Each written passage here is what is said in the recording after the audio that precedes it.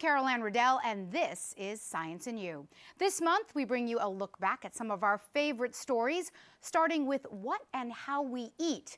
Organic, all natural, they are buzzwords in our grocery store aisles, but all the choices can be confusing to consumers. Dr. Max Gomez has more on the scientific fact behind the stickers.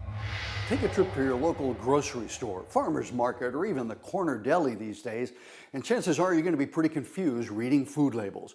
There's natural, hormone and pesticide free. There's locally grown, and of course there's organic. What's it all mean? Are these foods any safer, more nutritious, better for the environment? What's a shopper to do? Here's what you need to know. For most of our recent history, we didn't need labels to describe the food we grew on our farms. It was only with the rise of industrial farming and the pesticides, fertilizers, and other chemicals that go along with it that we even needed words to differentiate how our food was grown. So the term or food label organic is a relatively new concept. What exactly does organic mean when it comes to foods? Organic is a labeling term, and what it indicates is that the farmers and manufacturers of these foods are following USDA's regulations. The organic farmers have to use special methods, and they cannot use irradiation, sewage sludge, they cannot use anything GMO, genetically modified organisms, and they cannot use synthetic fertilizers and herbicides. So the organic chickens and beef have to be free of antibiotics and hormones. Now, is organic the same or similar to natural? We see that on some food labels as well. Organic and natural are different. You know, when a product is organic, you would see the seal from the USDA that tells you it's organic. Natural pertains to regulations when you are having foods prepared with beef, chicken, or eggs. And these have to be minimally processed and not use any artificial ingredients. And that's why they can be called natural. But not organic. But they are not organic. So if organic foods are supposed to be grown a certain way, who enforces those standards to ensure those labels really are true? The National Organic Program has been set up by the USDA, and they have very good regulations. And if the product is labeled organic, you actually have to put the name of the certifying agent on the label. So it's very strict rules, and there's continuous monitoring. You can actually trust the seal if it's there. Okay, so there are strict standards for how organic foods are grown, raised, and processed.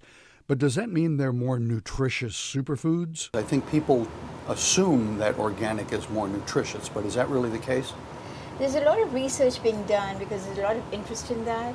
And so far they've found that conventional foods and organic foods nutritionally are compatible. They're about the same. They are about the same. They're about the same. So if conventionally raised foods and organic foods are roughly equivalent nutritionally, why pay that premium for organics?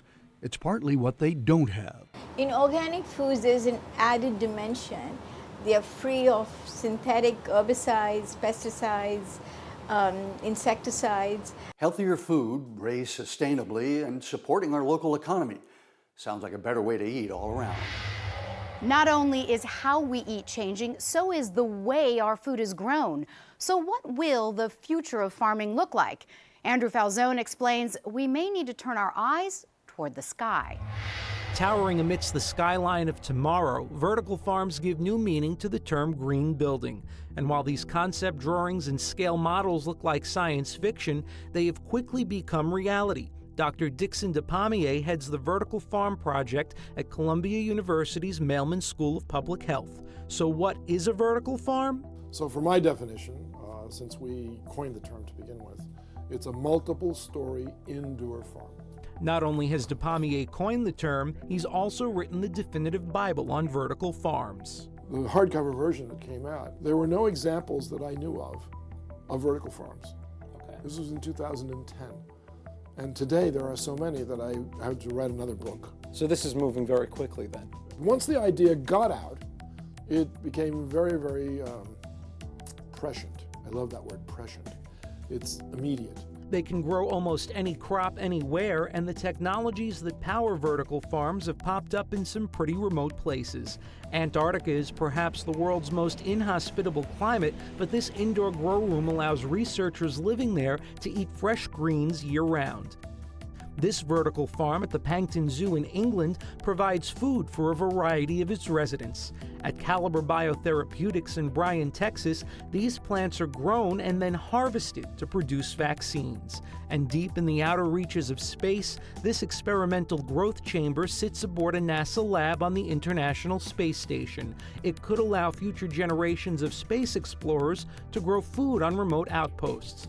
But Depommier says vertical farms can take care of impending agricultural issues right here on Earth, like how to feed the Earth's population, estimated by the United Nations to hit 9 billion people by the year 2050.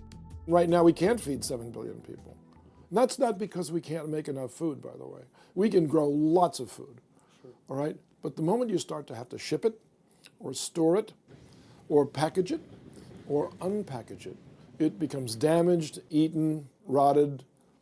There are lots of problems. This was a hybrid that we actually bred ourselves. In his research loft at Boswick Farms in Bushwick, Brooklyn, Lee Mandel has mastered a technology that makes vertical farming a reality. It's a centuries-old technique of growing plants, but leaves out one key component. Without soil, things become a lot easier, especially in an indoor environment. And I see that that's where hydroponics is really key to vertical farming. The Intergovernmental Panel on Climate Change estimates that 30% of the world's greenhouse gases come from agriculture, so using hydroponics in vertical farms would help reduce those emissions in part by eliminating soil. So what we've got here is what's called a deep water system or a raft culture, and we've got plants that are growing directly in water, and you can see the roots just come right out and go right into a whole bed of water. Vertical farms would also help reduce land and water usage. According to the UN, 40% of the Earth's land and 70% of its fresh water are used by traditional farming methods. A Canadian company called Alteris has developed a vertical farming system it calls Verticrop. The technology is used to power its vertical farm in the heart of downtown Vancouver called Local Garden. In a test using lettuce, the Verticrop system required 87% less land and 98% less water than conventional farming techniques, something Lee Mandel says he's found in Brooklyn as well. You can give the plants exactly what they need and get very efficient growing. And crop cultivation happens in a time and place where you least expect it. This is a grow room in full swing in the Midwest, in the middle of winter. We could grow in water, we could grow with no chemicals, no pesticides, we could grow with nutrients from fish. Now, can we sell that? That's the question Yolanta Harda is trying to answer at Farmed Here. Her company took over this 90,000 square foot warehouse in the Chicago suburbs, which sat vacant for 5 years. It's the largest USDA-certified organic vertical farm in the U.S. Its produce is available at local and national grocery stores located in the Chicago area, but it's capable of serving up more than just greens. So basically we're using them to fertilize our plants, to naturally fertilize our plants. Mark Gonzalez is a master grower at Farmed Here, which decided to skip hydroponics and uses a similar system called aquaponics. It incorporates 8 to 1,200 tilapia, which are raised in tanks about 3 stories high. The fish and plants feed, fertilize, and filter each other in what scientists call a closed-loop ecosystem. Farmed Here not only sells its produce, the fish are part of the profits as well. Gonzalez still marvels that the operation is year-round. To grow it in the dead of winter in Chicago is fantastic. This intersection is much closer to home in Newark, New Jersey. It almost became home to the New York metropolitan area's first vertical farm. However, the project didn't make it past the concept stage. Across the country, opponents of vertical farms say the structures require too much energy to operate and that the crops they yield are too expensive. Those in favor say increased energy efficiencies from the next generation of high-tech LED lights will reduce costs and boost profits. I have little patience or tolerance for anybody who criticizes an idea based on expense, because every new idea is expensive. Since we first brought you this story, a new vertical farm project has taken root in Newark, New Jersey. It's currently under construction and called AeroFarm. When it's complete, it will occupy 69,000 square feet of space, making it the world's largest vertical farm, expected to yield 2 million pounds of greens per year. When it comes to our food chain, honeybees are an important piece of the puzzle, and they're disappearing. Now researchers have found the bees are being attacked by a parasite that grows inside their bodies, like something from the movie Alien. Scientists don't believe this is the main thing causing the decline of the honeybee, but it is eating away at an already fragile species. Our Mike Gilliam has more. There's a worldwide honeybee crisis that could affect all of us and our food supply. And to learn more about it, we've come to a very unlikely spot, a terrace here at the Waldorf Astoria Hotel on Park Avenue in Midtown Manhattan. We are raising honeybees right here in the heart of Midtown Manhattan. We are creating honey that the Waldorf Astoria uses for their signature dishes, trying to give something to the environment while at the same time we take a little sweet nectar for ourselves. But there is a problem that could wreak havoc on our food chain. The honeybee population across the globe has been decreasing dramatically in recent years. We commonly refer to this phenomena as colony collapse disorder, or CCD. And that's where there's mass die-offs of honeybees. It would decimate the farming industry because of all of the different foods that are pollinated by honeybees. Blueberries, cranberries, oranges.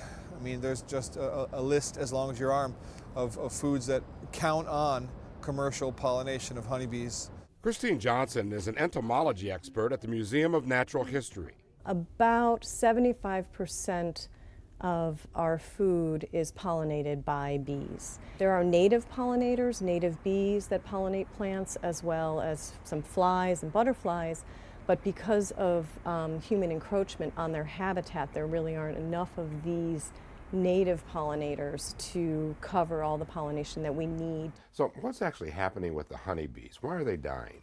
Colony collapse disorder is a disorder. It's not a single disease. It seems to be a result of 3 factors. So the bees being exposed to their normal parasites and viruses and bacteria and mites, also their exposure to pesticides and fungicides that are used on crops, as well as their being relatively homogenized and not having the genetic variation needed to perhaps combat all these factors.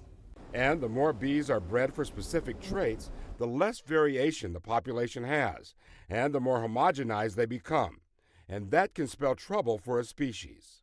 So there's not the genetic variation so that some individuals might survive, whereas others don't survive. Instead, you have the majority of the colony having the same type of genotype and phenotype, so they're susceptible, all of them die, versus having some that maybe have a different genotype with a different phenotype that can survive and continue on. So, dedicated, experienced beekeepers work meticulously to keep their populations in check. When we think about bees, we think of them in wide open meadows, that sort of thing, but you're on the roof here of the Waldorf. How does that work in a city like this? I mean, we're surrounded by skyscrapers. We are, but the truth is those bees can fly for up to 3 miles in any direction. So they make a beeline for Central Park, and there they've got almost 1,000 acres of forage. And they go up and down Park Avenue, and they take the nectar from all the flowers on the linden trees, and they just find every community garden and every tree, and they bring the nectar back, and they do quite well. And now these hives would be moved from crop to crop? Well, I mean, in this particular case, we don't move these hives, but yes, this type of hive would be moved from crop to crop in order to pollinate the different crops. So, for example, 300 hives will fit onto the back of a tractor trailer, and they'll be taken from farm to farm in order to pollinate different crops. It is this mass commercial farming cycle where some think the problems begin. In the beginning of the year, it all begins with almonds. About half of all of the honeybees in the United States are freighted to California, where they're on a steady diet for 6 weeks of almond nectar.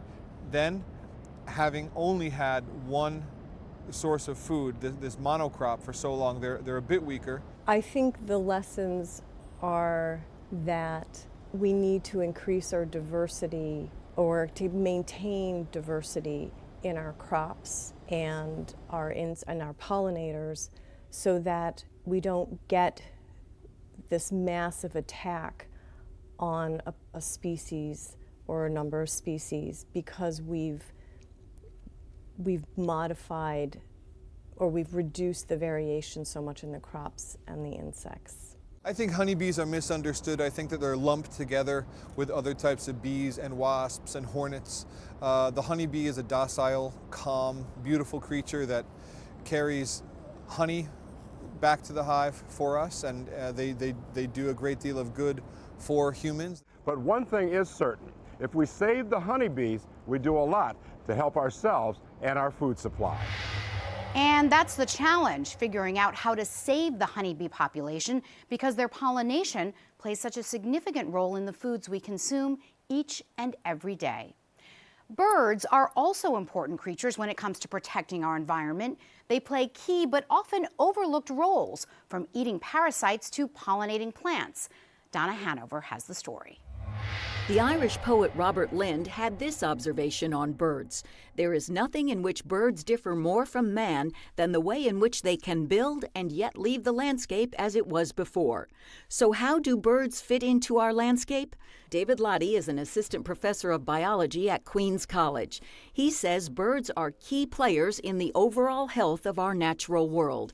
We met in his laboratory, which also serves as a research library. Birds are a predominant member of most ecosystems in the world, and as members of those ecosystems, they interact with all the other plants and animals, and so their interactions are part of what make those other animals and plants what they are. Professor Lottie says that of the 10,000 species of birds worldwide, in New York, some 200 to 300 species play an important role in nature's machine. Birds' diet especially helps the environment because, for instance, they keep insect levels down, they keep vegetation levels down in ponds, they eat things that would otherwise grow, their populations would grow out of whack.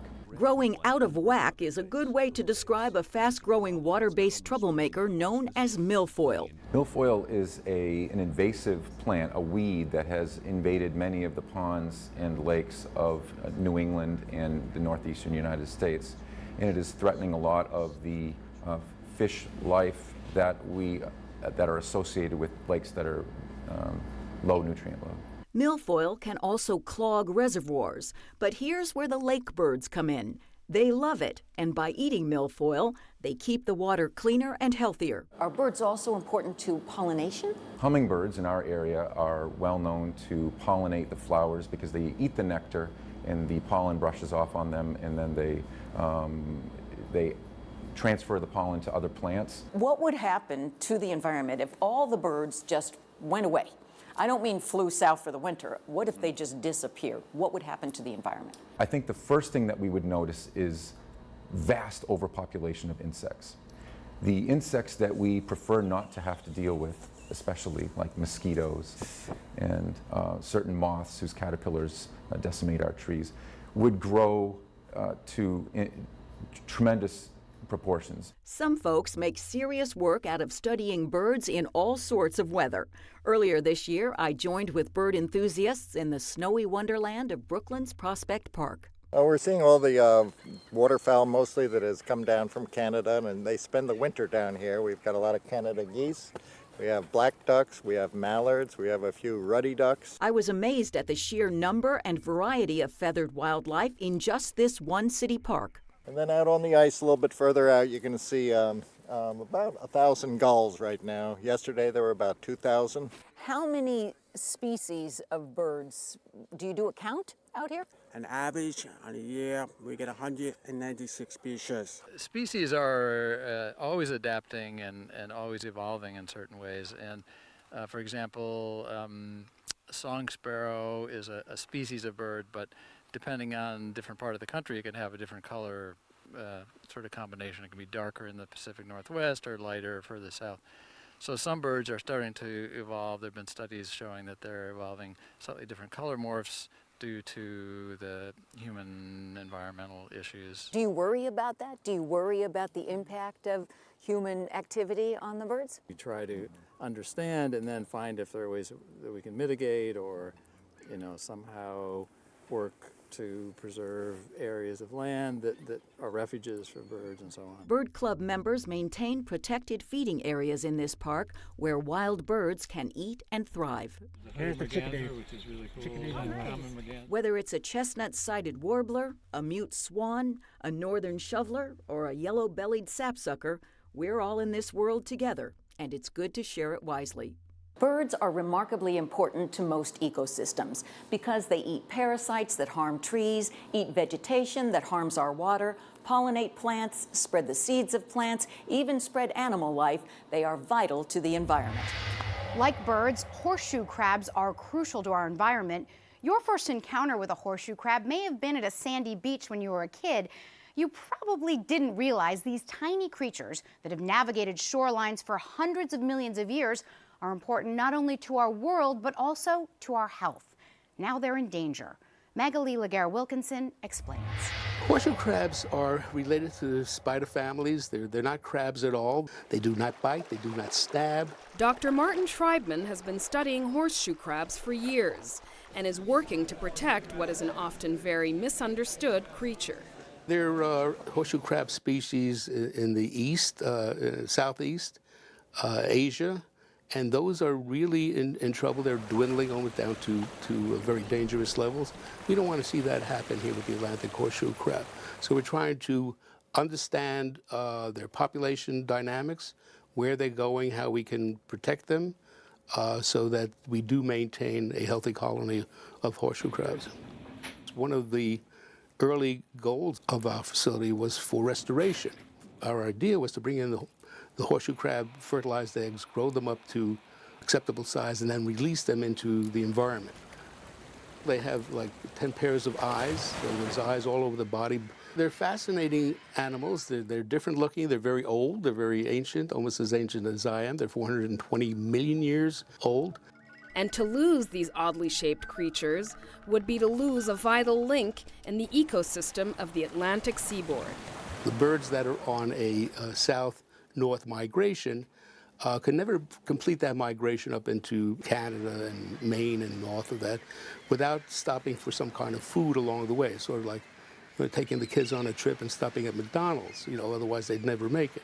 So they stop and they feed on the eggs. So we have all of these hundreds, thousands of horseshoe crabs along the coast that are mating at the same time, depositing their eggs, and there is a very dramatic feeding frenzy when these eggs are there. If you go down to the shore, it's mating horseshoe crabs, and even while they're there and afterwards even more, you find the birds just swarming down on it to feed on these horseshoe crabs.